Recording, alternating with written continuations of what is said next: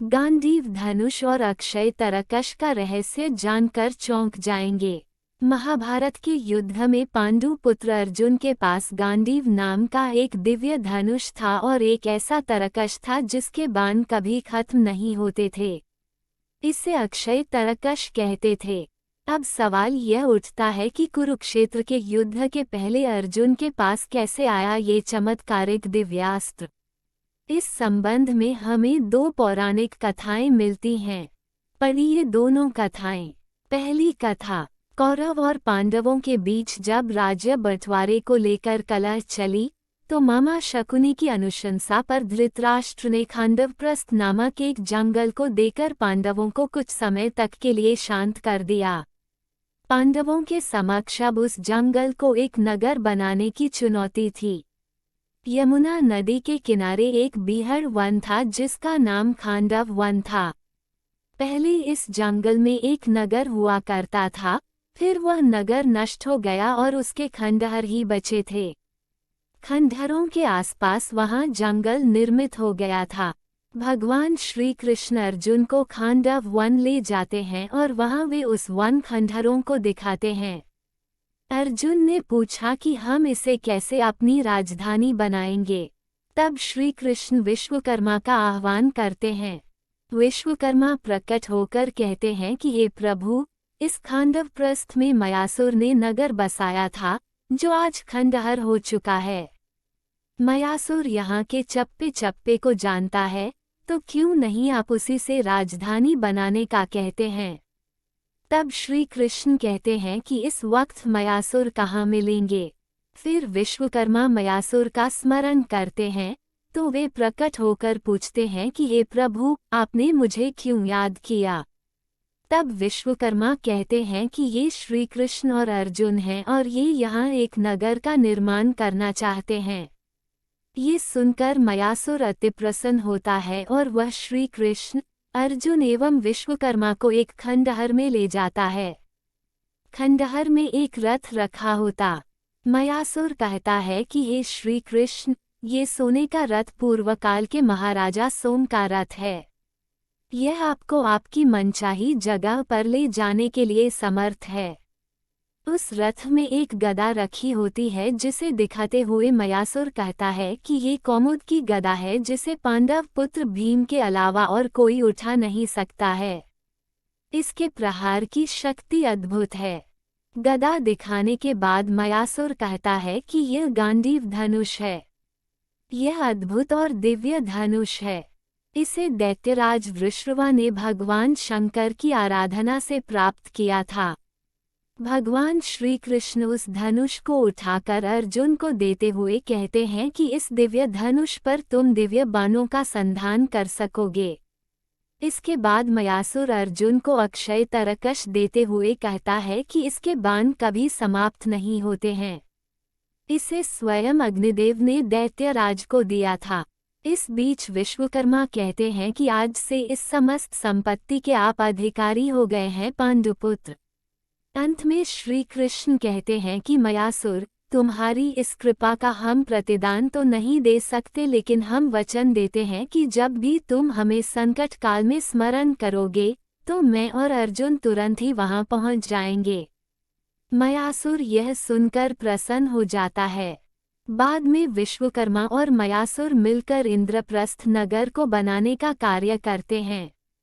दूसरी कथा, पौराणिक कथाओं के अनुसार एक ऐसा धनुष, तीर और तरकश है जिसका कभी नाश नहीं हो सकता। ये तीर चलाने के बाद पुनः व्यक्ति के पास लौट आता है और तरकश में कभी तीर या बाण समाप्त नहीं होते। सबसे पहले ऐसा ही एक तीर राजा बलि के पास था। भृगुवंशियों ने राजा बलि से विश्वजीत के लिए एक यज्ञ करवाया। उस यज्ञ से अग्निदेव प्रकट हुए और उन्होंने राजा बलि को सोने का दिव्य रथ, घोड़ी एवं दिव्य धनुष तथा 2 अक्षय तीर दिए।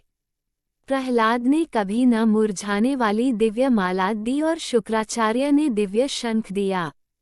इस प्रकार दिव्य अस्त्र शस्त्रों से सुसज्जित होकर राजा बलि ने इंद्र को पराजित कर दिया था। राजा बलि इन दिव्य धनुष और बाण की बदौलत तीनों लोकों पर राज करने लगा था। उसी तरह की एक कथा है कि श्वेतकी के यज्ञ में निरंतर 12 वर्षों तक घृतपान करने के बाद अग्निदेव को तृप्ति के साथ साथ अपच भी हो गया। तब वे ब्रह्मा के पास गए। ब्रह्मा ने कहा कि यदि वे खांडव वन को जला देंगे तो वहां रहने वाले विभिन्न जंतुओं से तृप्त होने पर उनकी अरुचि भी समाप्त हो जाएगी। अग्निदेव ने कई बार प्रयत्न किया किंतु इंद्र ने तक्षक नाग तथा जानवरों की रक्षा हेतु खांडव वन नहीं जलाने दिया। अग्नि पुनः ब्रह्मा के पास पहुँचे। ब्रह्मा से कहा कि अर्जुन तथा कृष्ण खांडव वन के निकट बैठे हैं, उनसे प्रार्थना करें। तब अग्निदेव ने दोनों से भोजन के रूप में खांडव वन की याचना की। अर्जुन के ये कहने पर भी कि उसके पास वेग वहन करने वाला कोई धनुष, अमित बाणों से युक्त तरकश तथा वेगवान रथ नहीं है। अग्निदेव ने वरुण देव का आवाहन करके गांडीव धनुष, अक्षय तरकश, दिव्य घोड़ों से जुता हुआ एक रथ जिस पर कपि ध्वज लगी थी लेकर अर्जुन को समर्पित किया। बाद में अग्निदेव ने कृष्ण को एक चक्र समर्पित किया। तदनंतर अग्निदेव ने खांडव वन को सब ओर से प्रज्वलित कर दिया। इंद्र सहित सभी देवता खांडव वन को बचाने के लिए आए लेकिन उनका सामना कृष्ण और अर्जुन से हुआ। अंततोगत्वा सभी हार गए।